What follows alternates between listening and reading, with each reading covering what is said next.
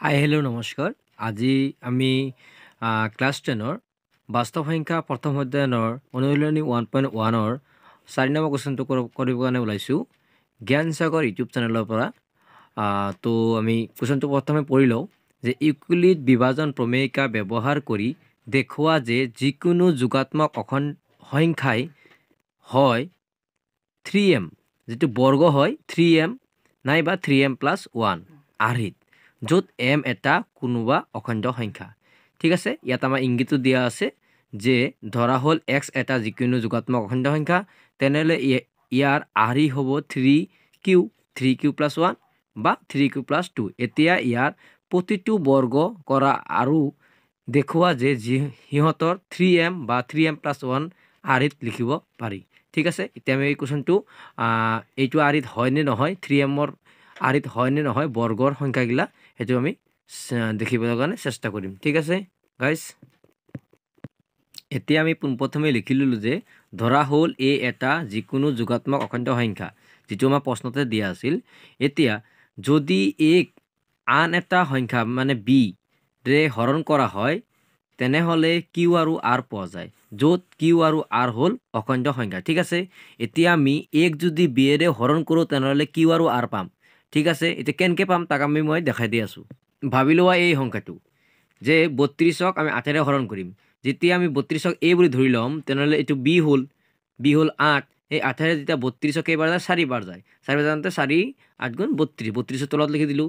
তলত লিখোঁতে বিয়োগ কৰোঁতে আমি 0 পালোঁ। এতিয়া এই ইয়াতে rটো পালোঁ আৰু qটো পালোঁ।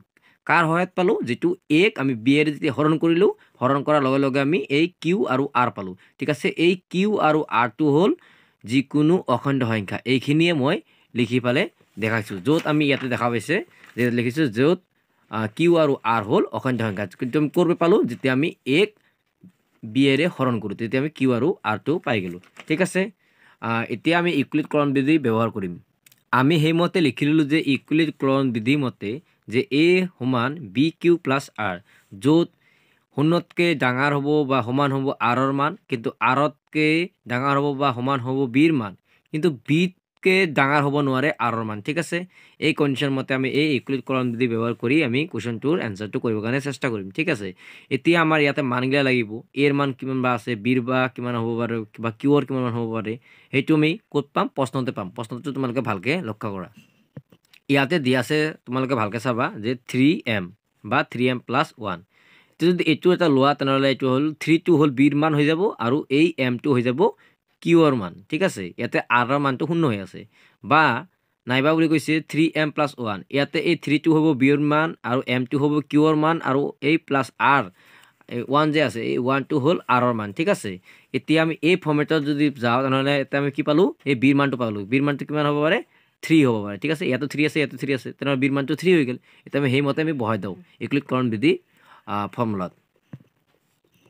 এতিয়া আমি লিখি দিলোঁ যে দিয়া আছে বিৰ মানটো 3, ক'ৰ পৰা পালোঁ? যে 3m বা 3m+1 যিটো কণ্ডিশ্যনটো দিয়া আছে প্ৰশ্নত, সেইবাবে এই 3টো হৈ গ'ল বিৰ মান। ঠিক আছে, এতিয়া যদি বিৰ মান যদি 3 হয় তেনেহ'লে এই যিটো কণ্ডিশ্যন আছে, এই কণ্ডিশ্যন মতে যদি বিৰ মানটো 3 হয় তেনেহ'লে বিৰতকৈ সৰু সংখ্যা হ'ব লাগিব rৰ মান। তেনেহ'লে এই rৰ মানটো কি হ'ব পাৰে? rৰ মানটো 0 হ'ব পাৰে, 1 হ'ব পাৰে আৰু 2 হ'ব পাৰে। কোনোবা ক'ব পাৰে যে 0 কিয় হ'ল? কাৰণ ইয়াতে সমান চিহ্ন আছে, যে 0ৰো সমান হ'ব পাৰে, সেইকাৰণে আমি 0টো লৈছোঁ, 1 লৈছোঁ আৰু 2 লৈছোঁ। ঠিক আছে, তেতিয়াহ'লে 3তকৈ সৰু হৈ গ'লে এই সংখ্যাগিলা। এতিয়া এই মানটোৰ সহায়ত আমি এই প্ৰশ্নটো আগবাঢ়িবৰ কাৰণে চেষ্টা কৰিম। এতিয়া আমি এটা সংখ্যা লৈ ল'লোঁ যে rৰ মানটো 0, মানে প্ৰথম কণ্ডিশ্যনটো আমি লৈ ল'লোঁ যে rৰ মান যদি 0 হয় তেনেহ'লে কেনেকুৱা হ'ব আৰ্হিটো? যে a = 3q+0।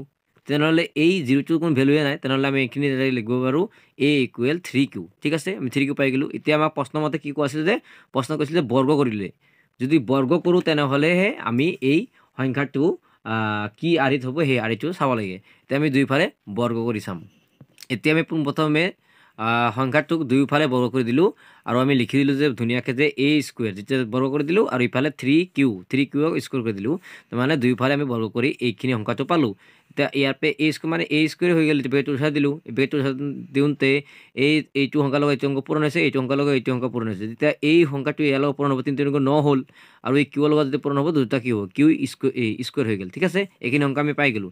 এতিয়া আমি এই 9ক আমি এই 3 আৰ্হিত আনব লাগে আমাৰ এই 3 আৰ্হিত আনব লাগে তেনেহ'লে আমি 9ক 3 কোনটো সিস্টেমত লিখিলে আমি ইয়াতে 3 পাম ন এতিয়া আমি এই 9ক দুটা ফৰ্মেটত লিখি দিলো যে 3 * 3 3 3 গুণ 9 এতিয়া এই ফৰ্মেটত লিখাৰ পিছত আমি এই 3টো আমি বিৰ মান পায়ে গৈছো আগতে আছিল যে বিৰ মান 3 হ'ব লাগিব আৰু এইটো যে যিটো বাকিখিনি সংখ্যাটো কিউৰ মান এই কিউৰ মানটো আমি m বুলি ধৰিছো ইয়াতে কিউ বুলি ধৰা নাই এটা m বুলি ধৰিছো কাৰণ এটা আৰ্হিত m বুলি দিছে যদি কিউ দিলে হয় তাহলে আমি কিউৱে দিলো হয় তে m দিয়াৰ কাৰণে আমি এই 3q স্কয়াৰক আমি m বুলি ধৰি লৈছো তেনেহলে 3m হৈ গ'ল a স্কয়াৰৰ মান হ'ল 3m এটুক আমি নাম্বাৰ 1 কন্ডিশন বুলি ধৰি ললো ঠিক আছে গাইস নেক্সট কন্ডিশন আমি কৰিবৰ চেষ্টা কৰিম যেটো আমাৰ এই r মানটো এতিয়া 1 লৈ চাম কি হয় এই আৰিত আহে নে নাহে এতিয়া আমি r ৰ মান যদি 1 বুলি ধৰো তেনেহলে কি হ'ব ফৰ্মেটটো a = 3q + 1 এই 3q + 1ক আমি কি কৰিম এতিয়া আমি এটা এই যে এটা আৰি এটা পাই গলো এতিয়া আমি এই আৰিটোক আমি হেৰি কৰিম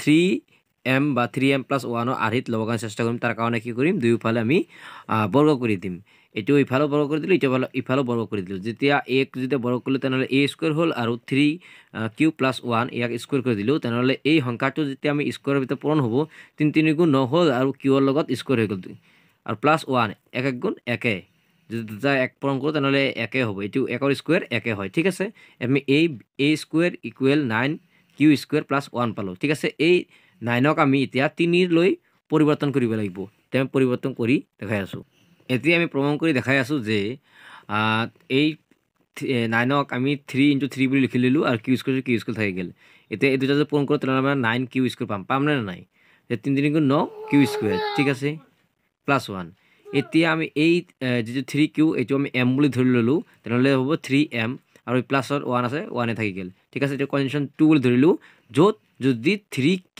স্কয়াৰক যদি m বুলি ধৰো আৰু এই 3q স্কয়াৰটো যদি এটা কোনো এটা অখণ্ড সংখ্যা হয় ঠিক আছে গাইস দ্বিতীয় কন্ডিশনটো পাই গলো যে 3m + 1 হৈ যায় ঠিক আছে এটা তৃতীয় যেটো আমি এই r ৰ মান যেটো আমি এই r ৰ মানটো 0 2 ইউজ কৰিলো 1 2 ইউজ কৰিতে 2 2 ইউজ কৰি চাও আমাৰ কি আৰহি পাম ঠিক আছে গাইস এতিয়া আমি লিখিলো যে যদি r ৰ মান 2 হয় তেনেহলে a = 3q + 2 হ'ব তাহলে 3 + 2 হ'ল এতিয়া এই আৰহিটোক আমি দুইফালে বৰ্গ কৰি দিলো যেতিয়া আমাৰ প্ৰশ্নমতে কোৱা আছে যে বৰ্গ কৰিব লাগে এতিয়া a স্কয়াৰ কৰিলো আৰু ইফালে 3q + 2 স্কয়াৰ কৰি দিলো তেনেহলে এই 3 কি কৰিব 3 3 গুণ 9 হৈ গেল 9q স্কয়াৰ আৰু এটো 2 + 2 2 * 2 এটো 4 হৈ গেল তে 3q 3 3 গুণ 9 হৈ গেল এই আৰিত আনব লাগে 3 আৰিত আনব লাগে যে আমাৰ এই যেটো বিৰ মান 3 হ'ব লাগে তেনেহলে 3 আৰিত আনব গলে 3 3 গুণ 9 হৈ গেল এই আৰিত আনি ললো এতিয়া আমাৰ এইখিনি 3q স্কয়াৰ